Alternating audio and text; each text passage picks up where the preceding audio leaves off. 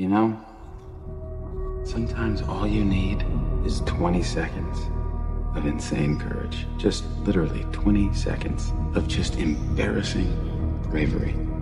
And I promise you, something great will come of it. At some point, everything's going to go south on you. Everything's going to go south, and you're going to say, this is it. This is how I end. Now, you can either accept that, or you can get to work. That's all it is.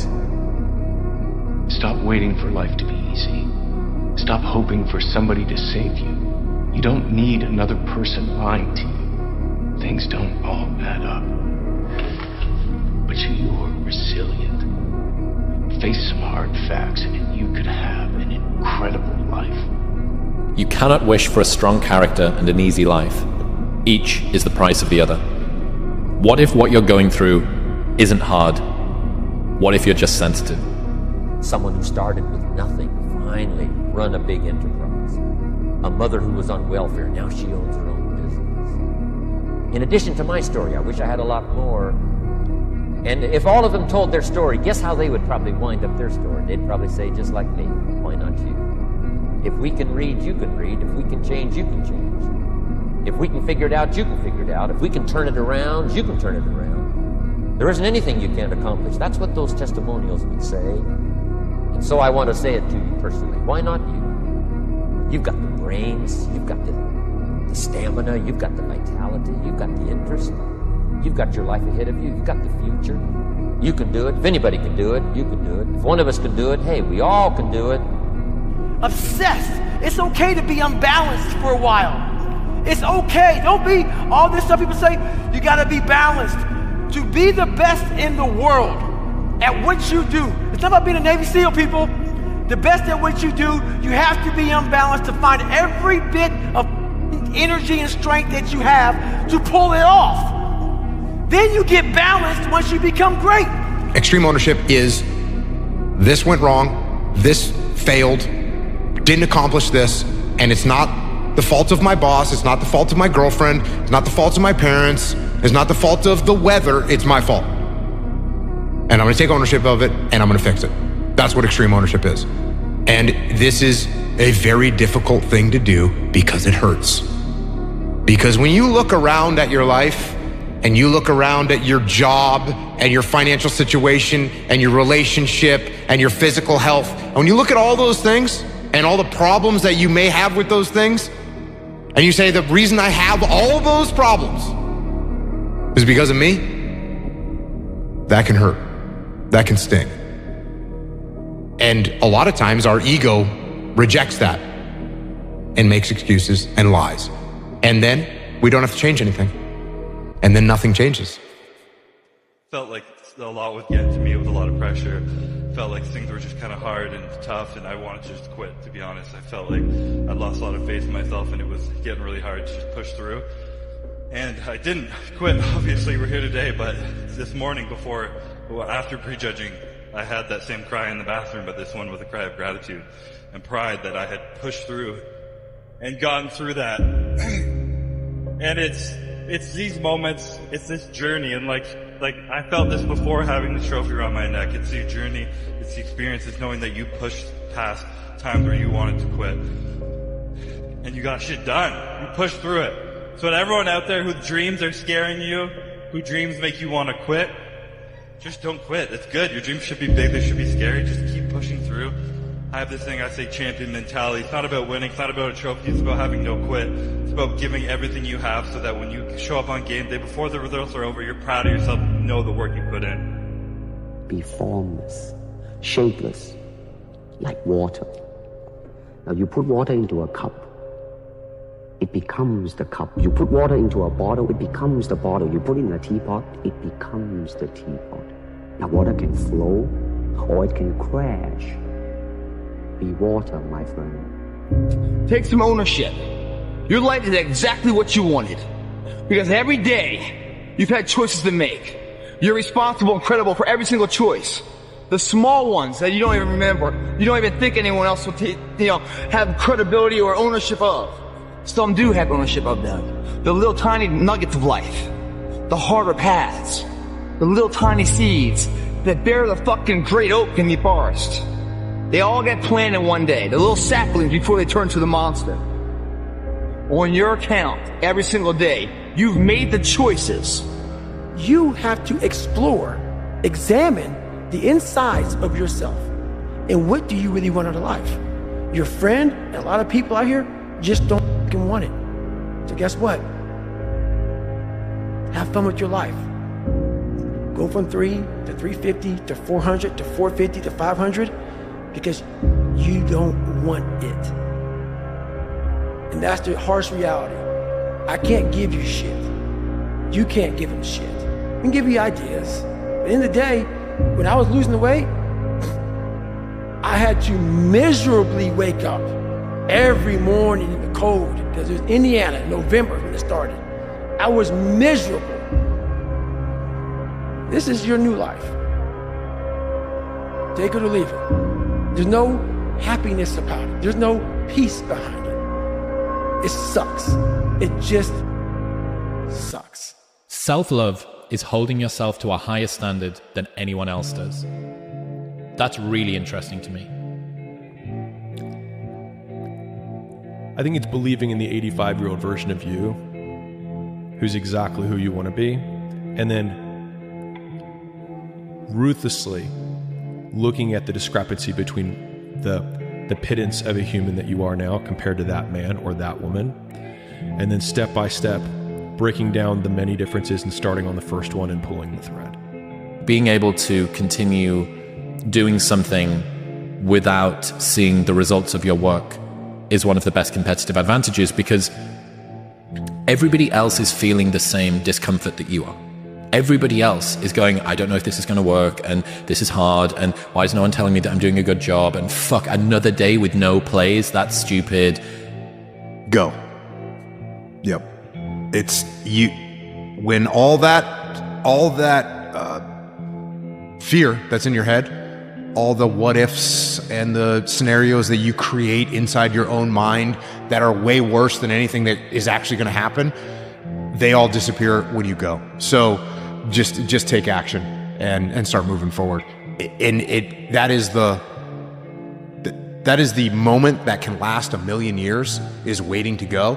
And I found I'm pretty good at it now, where, I'm like, oh yeah, I know what that is, and I'm going, and then that's it. And once you go, driving, even, speaking of being in combat, if we were driving to a target and so you're going to go hit a target somewhere, and driving to the target, the closer you get, you're thinking about all the things that go wrong, all the bad things that are going to happen, all this stuff.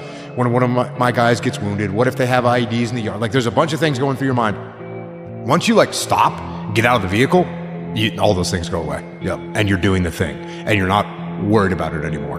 And so let's just go. It's these moments, these decisions we make on a daily basis. Do we get up early and go for a run? Do we hit the snooze button? Do we go that extra rep in the gym and our body's dying? Do we push past that? All these little things are the inches that add up to be the measure of difference between first place and forever forgotten second place. Huge margins. But if you look about your day and all these little moments of life, all these little opportunities are in your wheelhouse. You create them. And later in life, when you're crying because you came up short, stop being so selfish. Look back on your day, examine it, put it under a microscope, and have responsibility for your actions. Those inches you need to be number one then, which is now in the past, are around us every single day. It's not a bad break. It's not the ref making a bad call. It's that you get up that day and do those little tiny things, the little details, the little nuggets of life. That's what adds up to be the difference. Our natural tendency is to sell ourselves short.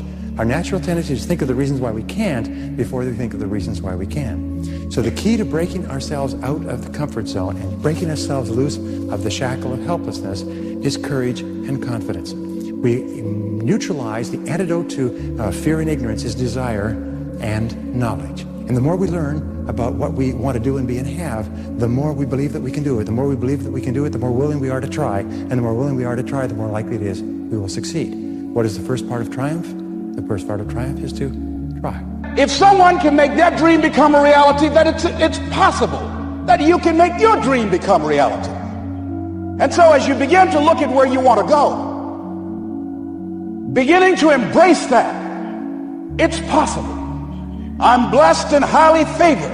I've got a lot going for me. I got some good stuff in me. And it's possible that I can bring my greatness out here in the universe. That I can do what I want to do. It's possible I can write my own book. I can have my own business. I can take the trip and travel around the world. It's possible. I can bounce back from adversity and reinvent my life. It's possible. Regardless of where I am, the things can get better for me. It's possible. If you're going to sit here and complain why you came up short, without taking responsibility and looking at yourself internally first, on all the opportunities you decide to pass on for comfort, then you're a shallow person, guys.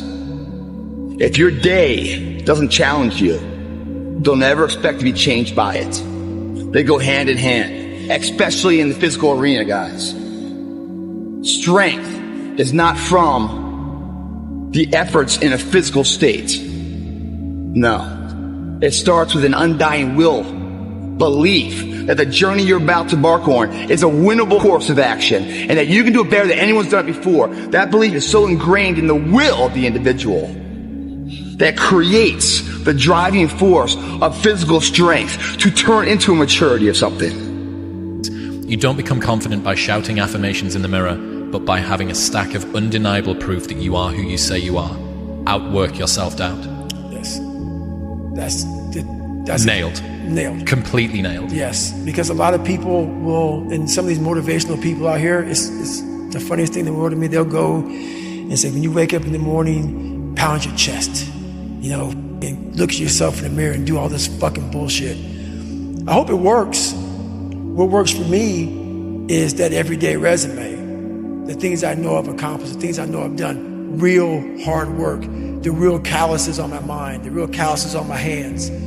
That's it. You don't need to pound your chest in the mirror anymore if you have that. But to persist when things really get rough. To be able to pick yourself up and pick yourself up over and over again. And believe me, if you decide to go for the goal in your life, you're going to get knocked down over and over and over and over again. Every single week you're going to have heartaches and disappointments and frustrations and setbacks and obstacles. But without those obstacles, no success is possible.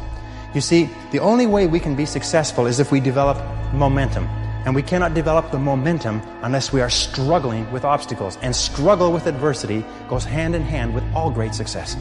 What most people do is they back away from adversity. But if you want to see if you're a brave person, what they call the 4 o'clock in the morning courage, wait when things go completely to pieces, when things are the worst, when your very best deal falls apart and your rent is late and you're tired and you're sick and everybody is mad at you and your car doesn't work, then it's the person that picks themselves up and says, nothing is going to stop me.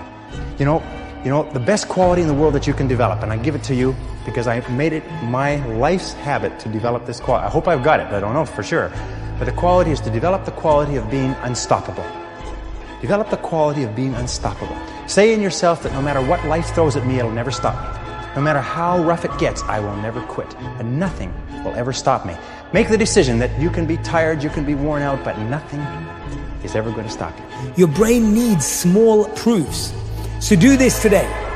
Instead of asking what my purpose is, ask what's one thing I can finish today that moves me an inch closer to where I want to go. Then do it. Shrink the goal. Don't shrink yourself. Stop feeling the pressure to do something big. Start with small steps. Start by making your bed. Start by answering one email. Start by drinking a glass of water. Start by writing the first sentence. Start by getting through the next hour, not the whole year. Start with what's in front of you, not what's expected of you. Start small enough that you can't make excuses. Start often enough that it becomes who you are. Because big things don't begin big. They begin when you do. And so I think so little attention is given to accepting reality rather than saying there's something wrong, that people waste their entire lives searching for an answer that doesn't exist. What about it's normal to not know what you're doing? If you did, it wouldn't be called growth. High five your fear, uncertainty, and doubt and carry on. If you knew what you were doing, then you would be stagnating because you'd be doing nothing new. And so if you're going to do something new, then that is what would be the catalyst for growth. And so you can't want to grow and also want to know everything you're doing at the same time. It's like the two beliefs contradict one another. And so I think that's a lot of the discontent that people suffer from, is they want two things that are polar opposites. They want the really strong character, they want the easy life. Like, one is the price of the other. You have a hard life to have great character. You have an easy life, you have shitty character, everything came easy. You want to grow, you don't want hardship. Hardship creates growth. And so they want both, and you can't. Like, it's wanting the Jordans without paying the price. And the price isn't bad, it's just the price is what it is. People don't want perfect. They want authentic. People don't want flawless. They want vulnerable. People don't want polished. They want real. People don't want the highlight reel. They want the human behind it. People don't want performance. They want presence. People don't want someone who has it all together. They want someone who's willing to figure it out. Because perfection may impress, but vulnerability connects. Success isn't a goal, a journey, or a destination. When you get it wrong, it's a horizon. Every single step that you take towards it, it runs one step further away. The very most dependable way to keep yourself positive and happy and motivated is to think about your goals and to work towards your goals every single day. Because when you work progressively, step by step, towards something that's important to you, you know what happens? You feel better and better, and you start to get results, and the results start to motivate you to go forward even more, and you get more results, and pretty soon you develop this wonderful feeling of self-confidence. You become unstoppable. When you have big dreams, that's the cosmic or vision part of your life, and then goals, which are very set and specific, and you start moving toward fulfilling them, you feel fabulous about yourself. 80-90% of unhappiness in our society today is because people don't have goals. When I went in the trainer's room, my kids are in there, and they're looking at you and stuff, and I'm looking at them, and I'm like, it's all right, Dad's gonna be all right. It'll be fine. It'll be all right. It'll be all right. It'll be all right. As a parent, you gotta set the example. You gotta set the example. This is another obstacle. This obstacle cannot define me. It's not gonna cripple me. It's not gonna be responsible for me stepping away for the game that I love. I'm gonna step away on my own terms. And that's when the decision was made that, you know what, I'm doing it. So many people are doing exactly that. The supplements, the this, the that. And I agree, it helps. But once you figure out your brain, you become unstoppable to almost anything. Yeah, you can't beat death, you can't whatever. Your brain's amazing. Once you feed it the right conversation, the right mental nutrients, the right mental supplements, the right internal dialogue at the right time, with the right hit, with the right proof of what you've done in the past, and you send that right to the right circuit, dude, you're a fucking beast. A beast. But once again, you just can't read about it. You can't sit back and be a theorist. You have to be a practitioner. And so I think a lot of happiness is just a choice, in the sense that you just identify yourself as, actually, I'm going to be a person that's going to be happy. I'm going to figure it out. And you just figure it out along the way. You're not going to lose your other predilections. You're not going to lose your ambition or your desire for success. I think a lot of people have this fear that, if I'm happy, then I won't want to be successful. No, you'll just want to do things that are more aligned with the happy version of you, and you'll be successful at those things. And believe me, the happy version of you is not going to look back at the unhappy version and say, oh man, that guy was going to be more success. I wish that I was him. You're actually trying to be successful so you'll be happy. Oh, that's dude, the whole point. You've gotten it backward. So whenever shit gets nasty, David Goggins goes, "You had nobody anyway." So see how I'm talking myself right now? That's me. That shit fires me the fuck up. That shit makes me fucking nuts. You had nobody anyway, look around you. There was no team. It was you. There was no weight loss program or mom and dad waking you up saying you can do it, you can be better, trying to build belief. You built belief when you had... A friendly reminder that in 3 generations, everyone who knew us will be dead, including the people whose opinions stopped you from doing what you wanted all along. Imagine that someone you know achieves every dream and hits every goal they have. Years later, they get old and die. 2 years after that, how much do you care?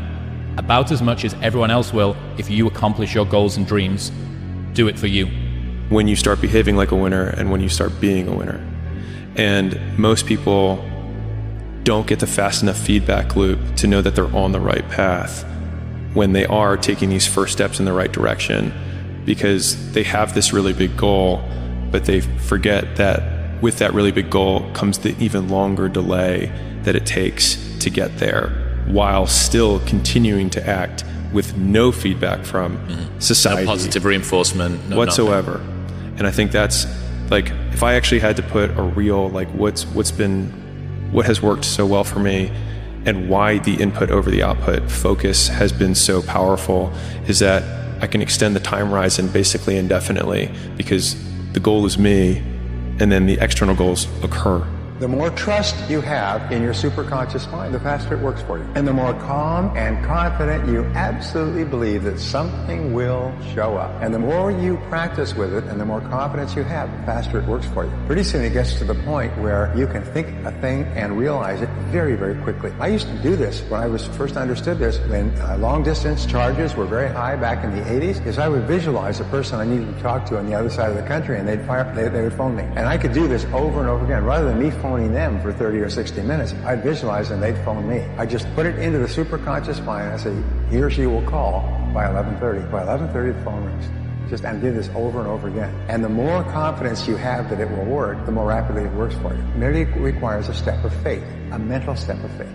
Any thought, any plan, any goal, any idea that you can hold continuously in your mind must be brought into reality by the superconscious. This is the reason for the greatness of every man and woman who ever lived, every great leader, writer, author, poet, or business person, and you can tap into this at will simply by defining with crystal clarity exactly what it is you want, and then thinking only about what you want, keeping your mind only on what you desire, and keep it off of everything else until it comes into your reality. People demand success, but refuse to work weekends. People want opportunity, but won't talk to strangers. People claim ambition, but sleep in every day. We are the result of our actions, not our aspirations. I think once you've actually learned how to try, really try, one thing for an extended period of time, every single day, and taken all of your discretionary effort and your money and your time and your resources and put it towards just doing that thing, number one, you realize how few things you can really do well because of the amount of time that it takes. The second thing is you realize how easy it is to beat everyone else because of how few of them actually do that. Whatever we say is what our life will be. And so if we are saying, I don't have enough money, then by law of attraction, we will not have enough money. We will continue to not have enough money. So what we have to do is we need to speak about what we want. And we need to talk about, for example, if it's money or if it's health, or if we're not feeling really great, then we can talk about what it feels like to be really well, instead of talking about not being well, right? Because if we're talking about not being well, we're attracting more of that, more of that, more of that. Manifesting is not thinking thoughts and then hoping that they come true. Thoughts become things only when your thoughts inspire you to take the actions to get those things. That's where manifesting comes in. Manifesting is preparing your mind, body, and spirit to help you take the actions to get those things. Manifesting is socializing your mind, preparing your mind, rehearsing your mind to help you take the steps before you take the steps so that you can get what you want. When you use manifesting properly, what you do is you remove the obstacles of self-doubt, of resistance, of being cautious, of focusing on tiny minutia, of feeling blank and overwhelmed. You remove all that crap and you retrain your mind and you retrain your nervous system and you retrain your spirit to help you get the things that you want in life. When you know what you want and you make a committed decision, you are on an exciting trip. See, when you see yourself with what you want, you put your mind on the frequency that it has to be on, and you're going to attract everything you need, and you'll get it right on schedule. Not when you want it, probably. You'll get it as you need it. Do you know the only prerequisite to getting what you want? Is you got to want it. The door between the conscious mind and the subconscious mind opens up as we get beyond our analytical mind. And our analytical mind is actually what separates the conscious mind from the subconscious mind. So as you slow your brain waves down, you get into alpha, you're entering the operating system. And that's where you can rewrite a new program. That's where you can rehearse a new script. Some people can get to the point where they're so relaxed that the body's in a light sleep, and yet they're conscious and awake, and now they're in this theta brainwave pattern. And in theta, that's a hypnotic state. We're very suggestible to our thoughts. We're very suggestible to information in that state. And that state then is where we see the most change take place. The person can literally change from the inside out when they learn how to get into the operating